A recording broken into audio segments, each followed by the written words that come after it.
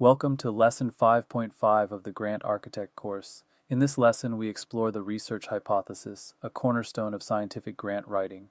A well-formulated hypothesis focuses your research, guides your methodology, and provides a framework for interpreting results. By the end of this lesson, you will understand how to formulate testable hypotheses, the relationship between hypotheses and research aims, and when hypothesis-driven research is or is not appropriate. A research hypothesis is a testable prediction about the relationship between variables. It states what you expect to find and why you expect to find it. The function of a hypothesis is to focus research and guide methodology. A clear hypothesis tells you what to measure, what comparisons to make, and how to interpret results. Without a hypothesis, research can become unfocused. The basis for a hypothesis comes from existing knowledge and preliminary data. Hypotheses are not random guesses, but informed predictions based on what is already known. Strong preliminary data supports stronger hypotheses. Falsifiability is essential. A hypothesis must be capable of being proven wrong. If no possible result could disprove your hypothesis, it is not scientifically testable. Science advances by testing and potentially falsifying hypotheses. Different types of hypotheses serve different purposes. The null hypothesis states that no relationship or effect exists. It is the default assumption that your research tests against. Statistical tests determine whether to reject the null hypothesis.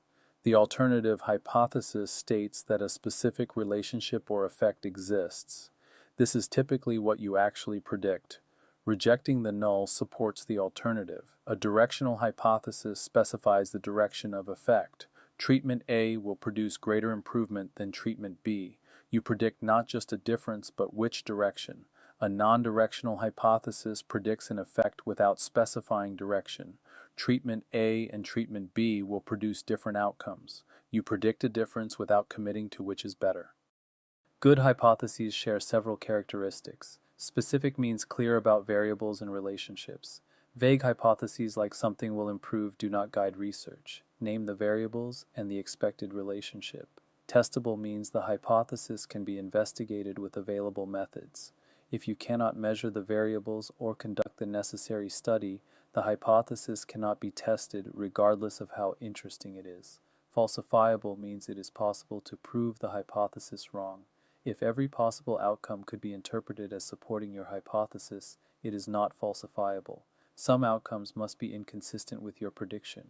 Based on evidence means supported by existing research or data.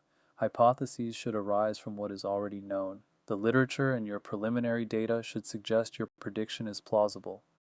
Hypothesis structure follows patterns that work well. The if-then format states if X then Y, often with because Z explaining the mechanism. If patients receive intervention X, then outcome Y will improve because mechanism Z is activated. Variables identified include independent, dependent, and control variables.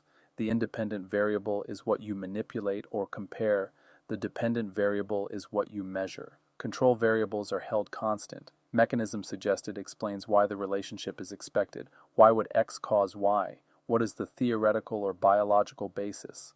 Mechanisms strengthen hypotheses. Measurable terms mean variables can be operationalized. Each variable must be measurable. If you cannot specify how to measure it, you cannot test the hypothesis. Developing your hypothesis follows a logical process. Review literature to understand what existing research suggests. What do other studies show? What theories are relevant? The literature provides foundation for your prediction. Analyze preliminary data to see what you have observed. Your own pilot studies or preliminary work often reveal patterns that suggest hypotheses. Preliminary data grounds hypotheses in evidence you have generated. Identify gap by determining what question remains unanswered. Literature review and preliminary data reveal what is unknown. Your hypothesis should address a meaningful gap.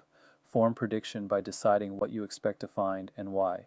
Based on literature, theory, and preliminary data, what is your best prediction? Why do you expect this? This becomes your hypothesis. Hypothesis examples across research types illustrate good structure. A basic science example is compound X will inhibit enzyme Y activity in cell line Z. The compound is the independent variable, enzyme activity is the dependent variable, and the cell line specifies the context. A clinical example is intervention A will reduce symptom B compared to standard care. The intervention is compared to a control, and the outcome is a measurable symptom. A behavioral example is exposure to X will increase behavior Y in population Z. The exposure is the independent variable, the behavior is the dependent outcome, and the population specifies who is studied. The pattern across all examples includes specific variables, a clear relationship, and a testable prediction. Each hypothesis tells you exactly what to study.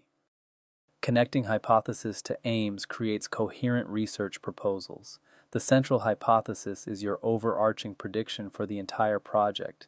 This is the main thing you are testing. All aims contribute to testing this central prediction. Aim-specific hypotheses mean each aim may have its own focused hypothesis. Aim 1 tests one aspect, Aim 2 tests another. Each contributes evidence for or against the central hypothesis. Logical flow means aims should test the central hypothesis. The connection between aims and hypothesis should be clear. Reviewers should see how each aim advances understanding of your central question. Integration means the hypothesis unifies the research plan. A strong central hypothesis holds your proposal together. All components relate back to testing this core prediction. Hypotheses are not appropriate for all research. Exploratory research generates rather than tests hypotheses. Early stage work may not have enough foundation for specific predictions. Discovery science is legitimate. Descriptive studies document what exists without predicting relationships. Epidemiological surveys, natural history studies, and prevalence research may not require hypotheses. Qualitative research seeks to understand experience and meaning. Hypotheses impose structure that may be inappropriate for inductive qualitative approaches. Grounded theory emerges from data. Justification matters when hypothesis-free approach is used. If you are not proposing hypothesis-driven research, explain why. NIH and other funders expect hypothesis-driven work unless you justify the alternative. Hypothesis strength varies based on supporting evidence. Strong support means multiple lines of evidence support your prediction. Literature from different labs, different approaches, and different models converging on similar conclusions provides strong support. Logical mechanism provides clear explanation for the expected relationship. Why would this happen biologically, psychologically, or socially? Mechanistic understanding strengthens hypotheses. Preliminary data from your own work suggesting the hypothesis is particularly compelling. You have already seen hints of what you predict. Your own data is powerful evidence. Novelty means the hypothesis advances knowledge beyond what is already known. If your hypothesis is already well established, why test it again? Strong hypotheses open new territory while building on existing knowledge. Common hypothesis problems weaken research proposals. Too vague means the hypothesis cannot guide specific research design. Something will improve is too vague. What specifically? How measured? Vague hypotheses lead to unfocused research. Not testable means the hypothesis cannot be investigated with proposed methods. If your methods cannot address your hypothesis, there is a mismatch. Either change the hypothesis or change the methods. Obvious hypotheses have answers already well established. If the scientific community already knows the answer, why fund more research? Novel questions require attention. Unsupported hypotheses have no evidence suggesting this prediction. Wild guesses without foundation are not good hypotheses. Some basis in evidence is required.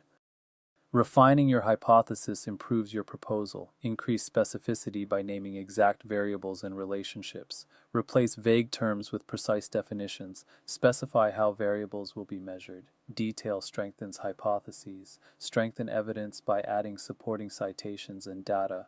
For each element of your hypothesis, what evidence supports it? Build the case for your predictions systematically. Clarify mechanism by explaining why this should be true. The biological, psychological, or social mechanism underlying your prediction should be explicit. Mechanism makes hypotheses compelling. Test against alternatives by considering what else might explain results. If your hypothesis is supported, what alternative explanations must you rule out? Addressing alternatives shows sophisticated thinking. Understanding hypothesis in grant context helps you write competitively. Reviewer evaluation asks whether the hypothesis is sound. Is it well supported? Is it specific? Is it testable? Reviewers scrutinize your hypothesis carefully. Significance link asks whether testing this matters. If your hypothesis is true, so what? If it is false, so what? The implications of testing should be clear. Innovation link asks whether this is a new question or approach. Hypotheses that nobody has tested before or that use novel approaches are more innovative. Innovation matters for competitiveness. Feasibility link asks whether this can be tested as proposed. Your methods, resources, and expertise should be sufficient to test your hypothesis within the grant period. Feasibility matters. Here is a practical exercise to apply what you have learned. Step 1. Identify a research question in your area of expertise or interest. What do you want to know? What gap in knowledge interests you? Step 2. Review evidence relevant to that question. What does literature suggest? What preliminary data exists? What mechanisms are plausible? Step 3. Formulate a specific testable hypothesis. Write a prediction with named variables and a clear relationship. Use if-then format if helpful. Step 4. Identify what methods would test your hypothesis. How would you measure your variables? What design would test your prediction? What would support or refute your hypothesis? Let us summarize the key points from this lesson. A hypothesis is a testable prediction about relationships between variables. It focuses research and guides methodology. Good hypotheses are specific, testable, falsifiable, and evidence-based. They name variables, clarify relationships, and can be proven wrong. In grant context, hypotheses are central to significance, innovation, and feasibility. Reviewers evaluate whether your hypothesis matters, advances knowledge, and can be tested as proposed. In our next lesson, we will shift from research hypotheses to process objectives, focusing on how to measure implementation fidelity. This applies the objectives framework to ensuring programs are delivered as designed.